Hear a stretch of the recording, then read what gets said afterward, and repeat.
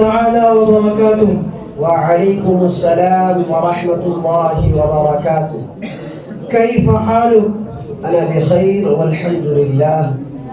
يا أخي العزيز، أريد أن أسألكم سؤالا في معلومات الدينية.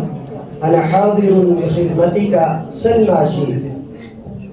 ما اسم المرأة التي سباها النبي صلى الله عليه وسلم في خيبر ثم تزوجها؟ هي المرأة صفية بنت حيي رضي الله تعالى عنها. ما اسم الصحابي الذي كان أول من أما المسلمين في صلاتهم بالمدينة؟ هو مصعب بن عمير رضي الله تعالى عنه. من هو الذي آمن بنبوة محمد صلى الله عليه وسلم قبل أن يبعث رسولا؟ هو ورقة بن نوفل. من هو الصحابي الذي كان أول من استشهد في الإسلام؟ هو سعد بن أبي وقاص رضي الله تعالى عنه. من الذي اعتبر ثالث الصحابة بين المسلمين؟ هو سعد بن أبي وقاص رضي الله تعالى عنه. في أي مكان اجتمع أعداء الإسلام من قريش ليلة الهجرة؟ اجتمع قريش في دار الندوة بمكة المكرمة. كم حديثا شريفا في صحيح مسلم؟ في الصحيح المسلم 4000 حديث. ما اسم المسلم الذي أذن يوم الفتح فوق الكعبة؟ أذن بلال بن رباح رضي الله تعالى عنه فوق القارة. ما هو أول مسجد قرئ فيه القرآن الكريم؟ مسجد ابن زريق بالمدينة المنورة. من النبي الذي يفر من زوجته يوم القيامة؟ يفر لوط عليه السلام من زوجته يوم القيامة. ما اسم الصحابية الجليلة التي قتلت 7 من الروم؟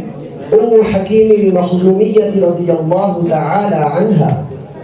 في أي مكان اجتمع أعداء الإسلام؟ عام الفتح. ما صلة النسب بين أبي جهل وعمر بن الخطاب رضي الله تعالى عنه؟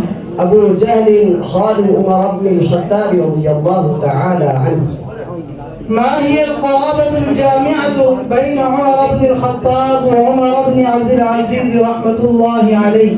ابن الخطاب هو جد عمر بن عبد العزيز لأمه. في أي عام حكم المسلمون الأصنام في الكعبة؟ عام الفتح.